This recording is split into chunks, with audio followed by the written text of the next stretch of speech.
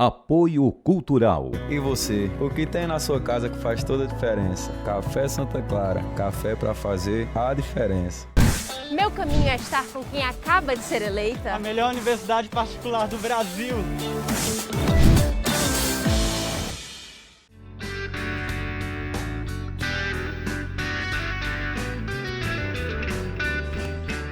Viver Mais no Ar, e hoje a alegria de receber aqui a doutora Noália Araújo. Doutora Noália, um brinde à vida.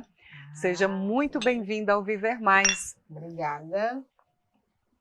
Doutora Noália Araújo é psicóloga, coordenadora adjunta do curso de Psicologia da Unifor. Sim. Psicóloga clínica, um amplo currículo para a gente inspirar as pessoas a viver mais e melhor.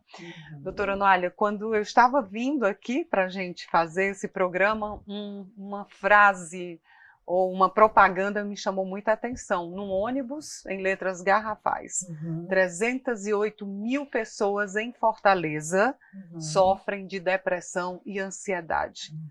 A que a gente pode atribuir esse número tão crescente de pessoas sofrendo de depressão, de ansiedade, doutora Noália? Olá, bom dia a todos, a todas. Queria agradecer o convite, para participar desse momento.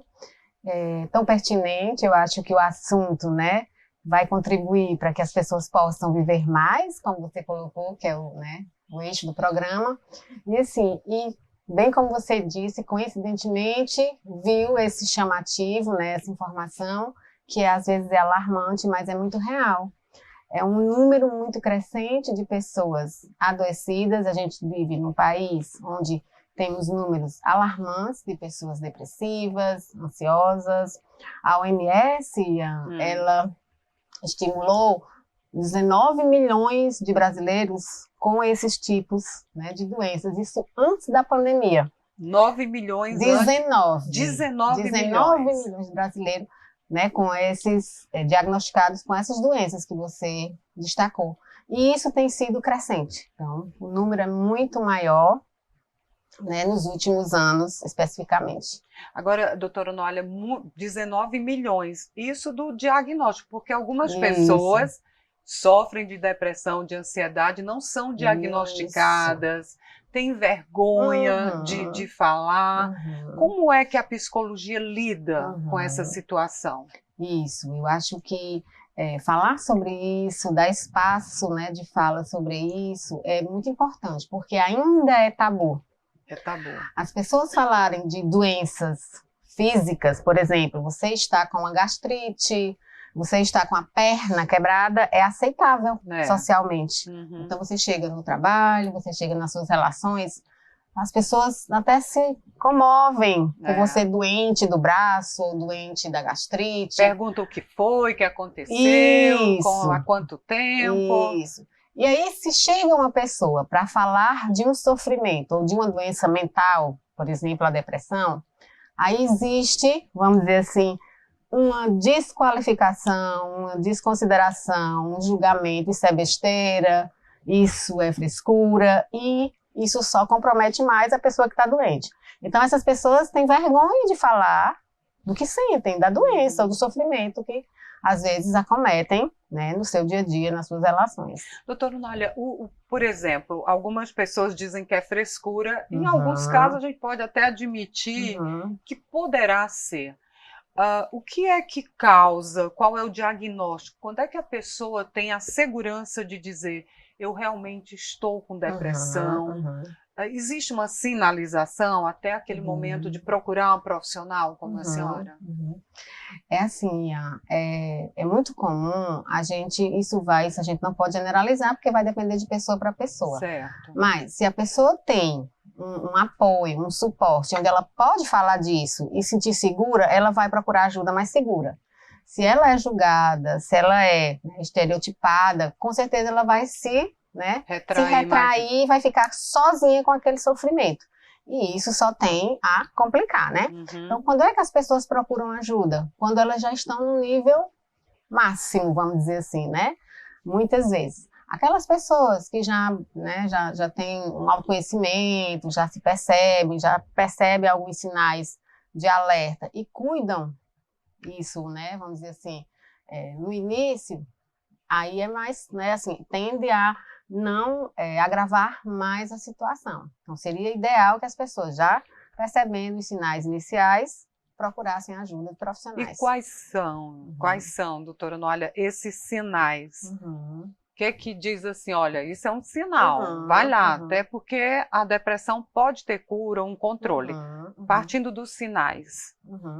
Pronto, é muito comum, assim, no senso comum, diz assim, ai, tá chorando, ai, tá triste, mas ela não tá com depressão porque ela tá sorrindo. Isso não tem nenhuma relação, assim, quem tá com depressão não pode sorrir, não pode sair. Não é esse o tipo de sinal. Então, assim, se algo que está se cronificando, uma tristeza excessiva, um choro excessivo, uma desmotivação, não vê sentido naquilo que fazia. Então, são vários sinais de alerta que a pessoa já precisa ter cuidado e não deixar isso se agravar tanto, né? Para que possa, né, buscar um tratamento. Não é algo que seja uma depressão, não é algo que seja incapacitante. Certo. Ela pode se tratar, ela pode ter acompanhamento de profissionais, psicologia, ou caso seja mais grave as situações, até de tratamento psiquiátrico, mas não é algo que vai incapacitar essa pessoa. Entendi. Né? Mas a depressão é uma doença que tem cura se for buscar ajuda de um profissional, um apoio logo no início dessas sinalizações, doutora? Isso vai depender do quadro de cada pessoa, tá certo, Ian?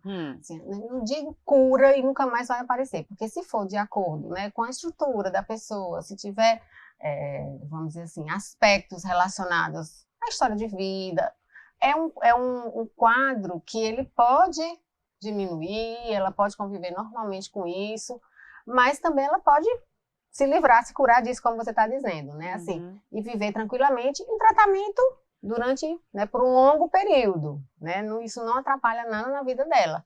E aí a gente entende que é um processo que ela pode, sim, viver tranquilamente com, né, assim, não necessariamente como você está com... Aí eu lembrei do braço quebrado agora, né? Estou com o braço quebrado e já sei, ele ficou bom. Ficou, mas às vezes você não sentou a dorzinha. Tem que fazer fisioterapia, né? Um acompanhamento. Isso, tem que fazer, tem que olhar, tem que cuidar.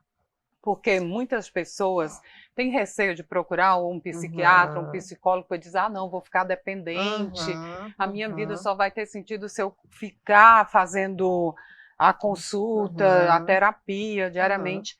Mas tem a alta, né? Isso não significa dizer que a pessoa que tem depressão vai depender a vida toda de um profissional. Pelo contrário, a gente, então, da psicologia, entende que essa pessoa, né, que busca ajuda para tratar desse tipo de doença, ela vai aos poucos conseguindo se restabelecer e busca, né, a realizar suas atividades de forma autônoma, né, e segue. Não é um tratamento que ele vai ficar dependente do psicólogo a vida toda. E de medicamentos, não, vezes, né? Tem todo um processo. Por isso que vai ser, né, de acordo com o quadro de cada pessoa. Não é algo geral que vai se aplicar a mesma receita para todo mundo. Vai depender da situação de cada um. Tem alguma relação genética? Se meus pais tiveram depressão, é mais provável que eu venha a ter ou não? E a gente não, pelo menos nós, né, profissionais da psicologia, a gente não olha como algo determinista dessa forma. Mas tem todo o contexto de história de vida da pessoa, que contribui ou não para desencadear determinadas doenças. Por exemplo, fiz mestrado e doutorado na área da psicologia do trabalho. Então, assim, né, os profissionais da psicologia do trabalho, a gente estuda muitas doenças ocupacionais, o que é que leva os trabalhadores a adoecerem. E aí, no caso, a depressão, um determinado contexto de trabalho, pode afetar negativamente um trabalhador e outro daquele mesmo contexto não. Então tem uma predisposição, a gente pode entender dessa forma, não uma determinação. Entendi. Quando a gente fala em depressão, ansiedade, acomete pessoas de qualquer idade ou tem um perfil assim que ela desperta, que ela vem mais presente? Essa pergunta, eu acho muito interessante essa tua pergunta, Ian, porque às vezes Outro dia a gente trabalha, né, lá na universidade, a questão de mitos e verdades, né, com relação à doença, né, mental, à depressão. E assim, a depressão não escolhe classe, nem categoria, nem perfil socioeconômico. O fato de ser bem-sucedida não está vulnerável à depressão? Está, todos nós estamos vulneráveis. Mas isso não quer dizer que eu sou imune a essa doença se eu tiver em determinado nível econômico, social. Bem curioso, outro dia eu estava conversando com um médico. Sim. E aí ele disse, eu passei por uma situação de UTI, eu ficava naquele local olhando para o teto, e eu queria saber se eu fizesse psicologia, se eu fosse estudar psicologia, se eu não ia sofrer. Se eu não ia sofrer com aquele ambiente, se eu não ia ter depressão, se eu não ia assim, onde é que você viu que qualquer pessoa está imune, ou por ser psicólogo, não vai estar imune de doença? Então não tem isso.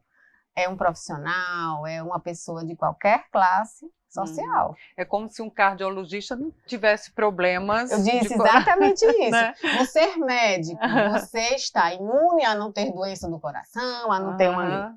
Então, a gente não é blindado, ninguém é blindado. Nossa, então acomete, porque às vezes a gente tem aquela predisposição a julgar. Nossa, mas fulano vive tão bem, tem informação, tem doutorado. Como é que ela foi cair numa depressão? Não tinha necessidade disso, não tinha motivo para isso. Isso é um julgamento que a sociedade, né, de forma leiga, olha como se houvesse uma condição específica para ter depressão ou não. Então é preciso ter um olhar mais afetuoso quando a pessoa cuidadoso, fala disso. Respeitoso, eu diria também isso. Bom, doutora Noalia, a psicologia, pelo menos na Unifor, está há quase 40 anos. Óbvio que mudanças aconteceram desde então, e a gente vai falar disso no próximo bloco. Viver Mais volta já.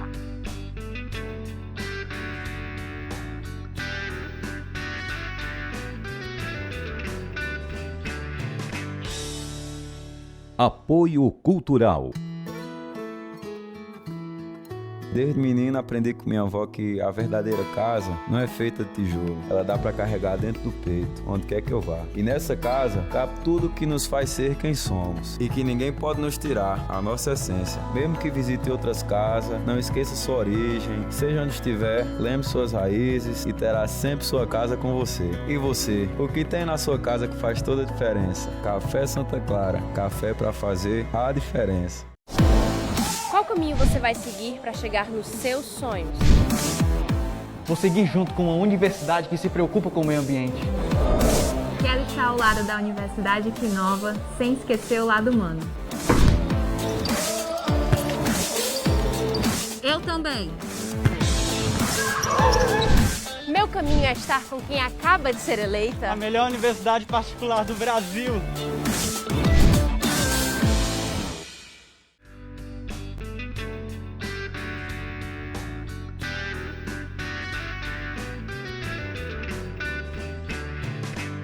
Viver Mais de volta, hoje tomando aqui um café com a doutora Noalia Araújo. E eu deixei lá no outro bloco, doutora, a questão da psicologia. O curso na Unifor tem quase 40 anos. Houve muita evolução do início do curso. Hoje os psicólogos são muito procurados, né? Quais os avanços que a senhora pontuaria? Bem lembrada. O curso de psicologia da Universidade de Fortaleza, de fato, vai completar os seus 40 anos, né, recentemente. Então, é um dos cursos mais antigos da cidade, né, além da Universidade Federal.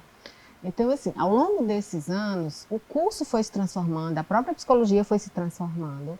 E lá na universidade, né, pela a estrutura que nós temos, as orientações das diretrizes curriculares nacionais, a todo tempo a gente está buscando, né, se transformar e melhorar. Então, agora mesmo, recentemente, o curso passou por uma reforma curricular que, né, dentro do seu contexto, né, de ensino, pesquisa e extensão, contemplou diversos aspectos para melhorias dessa matriz curricular e formação desses futuros profissionais. Quais, assim, a senhora pontuaria? O que foi incluído nessa grade curricular, doutora Noalia? Boa lembrança. A grade que a gente tem hoje, né, tem 10 anos em andamento, então a gente sentiu essa necessidade de tornar um currículo que desenvolvesse melhores competências, mais habilidades práticas nesses alunos. Então, qual é esse diferencial?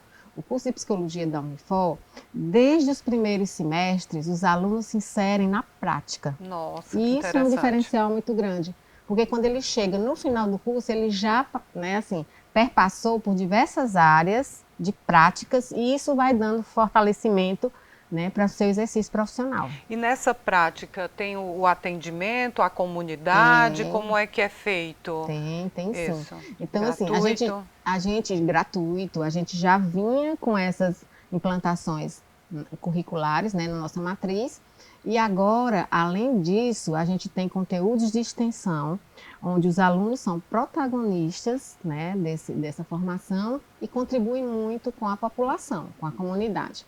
Então, assim, em que sentido esses alunos atendem a comunidade? Como eu disse, desde os semestres iniciais, lá na Unifor, no 6º semestre, ele já atende a comunidade. Pacientes encaminhados pelo SUS, pelo sistema jurídico, para fazer uma avaliação psicológica, um psicodiagnóstico, determinadas situações que demandam esse tipo de serviço de atendimento. E a Universidade de Fortaleza, o diferencial é que ela possui a maior testoteca do Brasil, O que uma é das testoteca? maiores. Boa pergunta. O que é testoteca? O que é? Testoteca é um acervo de testes psicológicos Sim. que é um recurso único e exclusivo do psicólogo. O teste psicológico, só quem pode utilizar é psicólogo, porque ele tem os conhecimentos e as habilidades para intervir com esses recursos. E aí, como eu disse, a testoteca da Unifor é uma das maiores do Brasil e isso faz com que o aluno ele conheça essa bateria de testes amplas e possa atuar nas necessidades das pessoas que buscam um psicodiagnóstico, uma avaliação psicológica. Doutora, olha, quantos anos para um profissional de psicologia ter a formação acadêmica e estar apto a abrir um consultório, a ter esse atendimento regularizado, digamos assim? Sim, sim. O curso, Ian, ele é composto por 5 anos, certo? A formação completa 5 anos e são 10 semestres. Como é que esse aluno, né, é formado, como é que ele sai a partir, né, da sua conclusão do curso? Ele se torna um profissional generalista, onde ele vai atuar, né, de forma onde vai intervir na promoção da saúde de pessoas em diversos contextos, não só na área clínica, mas ele pode intervir na escola, no hospital, na empresa, numa ONG, no espaço social, na psicologia do esporte, jurídica. Então, ele se torna um profissional mesmo, generalista. Claro, se ele se interessou, se ele, de fato, se identifica com a área clínica de consultórios, e aí ele já está apto para ir atuar. Doutora, a senhora acredita que nesses 40 anos de curso de psicologia ainda existe aquele mito de que eu não vou procurar o psicólogo porque eu não sou doida? Porque no começo eu acredito que isso era mais intenso. Mas isso já foi absorvido ou não? De fato, existe um mito mesmo, existe ainda um imaginário social que diz que só vai para psicólogo quem é doido ou quem está doente. E isso é mito, né? Não necessariamente. Então, a psicologia, ela intervém também no processo de crescimento dessa pessoa. Eu não posso necessariamente estar ótima, me sentindo bem, mas querer fazer uma terapia promoção faz da bem. saúde, prevenção né, assim, de doenças. E eu estou com uma questão existencial que eu não consigo definir, decidir, estou em dúvida, angustiando, isso está me angustiando. Por que não procurar um profissional?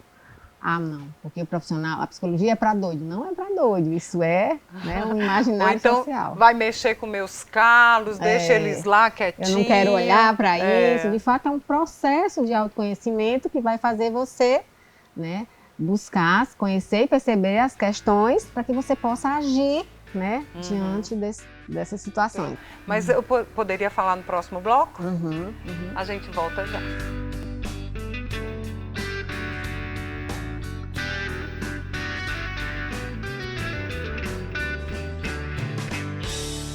Apoio Cultural. Desde menino aprendi com minha avó que a verdadeira casa não é feita de tijolo. Ela dá para carregar dentro do peito, onde quer que eu vá. E nessa casa cabe tudo que nos faz ser quem somos. E que ninguém pode nos tirar a nossa essência. Mesmo que visite outras casas, não esqueça sua origem. Seja onde estiver, lembre suas raízes e terá sempre sua casa com você. E você, o que tem na sua casa que faz toda a diferença? Café Santa Clara, café para fazer a diferença. Qual caminho você vai seguir para chegar nos seus sonhos? Vou seguir junto com uma universidade que se preocupa com o meio ambiente. Quero estar ao lado da Universidade que inova, sem esquecer o lado humano. Eu também.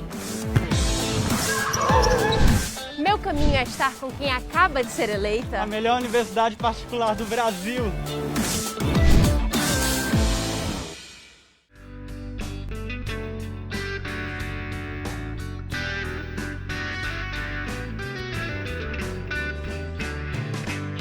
Estamos de volta aqui tomando café, doutora Nolha vai esfriar seu café. Bom, a gente quando fala em depressão e ansiedade, vem logo a questão de pessoas que são muito negativas, que não conseguem ver beleza em nada. Eu não sei se é mito ou verdade, a senhora pode fazer aqui a sua observação, que com a passagem do tempo, algumas pessoas afloram mais essa questão da negatividade. Ah, já estou perto de morrer, não tenho mais planos. Como é que a gente enxerga essas pessoas? Como é que elas podem mudar, doutora Nolha?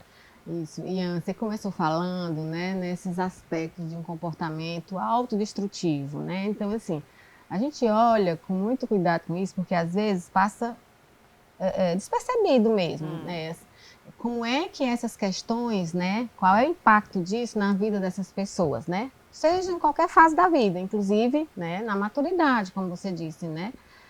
Na velhice. Então, assim, a gente observa que alguns comportamentos se tornam até meio autodestrutivos e as pessoas vão se dar conta quando, tipo assim, quando é um estopim, quando explode, né, a coisa. Por exemplo, a gente vive numa sociedade, que você falou aí da questão otimista e tal, a gente vive numa sociedade, isso é uma questão estrutural, enfim, social, que cobra muito a produtividade, que cobre muito o otimismo, a estética, o positivismo de tudo, né? O otimismo aí de tudo, como você disse, a palavra que você usou. E aí, assim, no momento que eu não me enquadro nessas condições, nesse padrão, eu sou uma pessoa desnecessária para essas, né? Enfim, vários aspectos. Então, assim, as pessoas tendem a se sentirem inferiores, entrar mais no aspecto negativo, em relação a não se enquadrar naqueles padrões ou determinadas situações que são exigidas. E como é que a gente pode conviver com isso, driblar essas cobranças, doutora Nolha? Aí eu vou puxar para minha sardinha, né? Sim. Eu acho que vai aí de um autoconhecimento, de você não se deixar levar, de você não achar que você é inferior porque você não se enquadra naquilo, né? Assim, a gente vive um sistema meio que define, determina como uma pessoa vamos dizer assim, é valorizada, se você é produtiva, se você não para 24 horas, você está sendo vista. Aí você está numa fase da vida onde você já está desacelerando. Aí não presta. Está com preguiça. Não presta. Não, só vive parada. Então, assim, tem esses paradoxos que são muito contraditórios. Uma sociedade ansiosa, ela está o tempo todo ligada, querendo atender a determinadas demandas, né? Então, assim, se essa pessoa não consegue atender às expectativas, ela vai o tempo todo estar ligada, buscando, às vezes passa do limite, se excede, né, nesse ritmo, né, desenfreado, acelerado, e leva ao adoecimento. Existe um livro que se chama A Sociedade da Exaustão. Sociedade da Exaustão, fica a dica aqui para o nosso... Sociedade da Exaustão. Então, é exatamente um retrato, né, de como estamos hoje, né, como a sociedade está doente, exausta de tanto correr. A gente, ele diz lá que a gente é ligado 24 horas. A gente hoje tem um celular que a gente não se desliga. Então, o trabalho que a gente antigamente, né, que em outras épocas, ficava lá na empresa, lá no local de trabalho, hoje ele nos acompanha. Então, você não se desliga. Aquelas horas de trabalho que você exerce na empresa e que você deixava dentro da gaveta quando saía, não. Você agora segue com você no celular, no e-mail, que chega de noite, que chega de manhã do trabalho. Então, isso tem contribuído e tem impactos psicológicos. Tem uma jornalista, a Eliane Brum, que ela disse que a maravilhosa. A gente está o tempo todo exaustos e correndo, exaustos e correndo, exaustos e correndo. Então, talvez um pouco de pausa nesse momento. É necessário. Bom, a gente já está aqui, então já é hora de fazer a pausa aqui do Viver Mais, doutora Noalia. Mas eu sempre pergunto aos meus convidados as dores e as delícias da passagem do tempo. Como psicóloga ou como mulher, independente de ter doutorado, como é que a senhora está encarando essa passagem do tempo? Eu acredito que a maturidade só traz ganhos, né? A gente é uma expertise, uma experiência que a gente tem na maturidade que não tinha na juventude. É verdade. Então tem seus valores e precisam ser reconhecidos. Você está nas redes sociais? É @psicologia e pensamento, é o meu Instagram aberto. Certo. Tá certo. Então vamos seguir a doutora Noalia e também seguir Ian Gomes, jornalista, no Instagram. A gente tem um canal no YouTube, Viver Mais com Ian Gomes. Sim, Terminou aqui a minha conversa com a doutora Noalia, você vai lá no nosso canal, assiste novamente, divulga, compartilha o programa. Doutora Noalia, foi uma alegria recebê-la aqui novamente. Um brinde à vida. Sim, eu que agradeço. E vamos viver com mais tranquilidade, dando pausas necessárias. Tomando cafezinhos assim necessários. Sempre. Né? Viver Mais de hoje fica por aqui. Até o nosso próximo encontro. Combinado?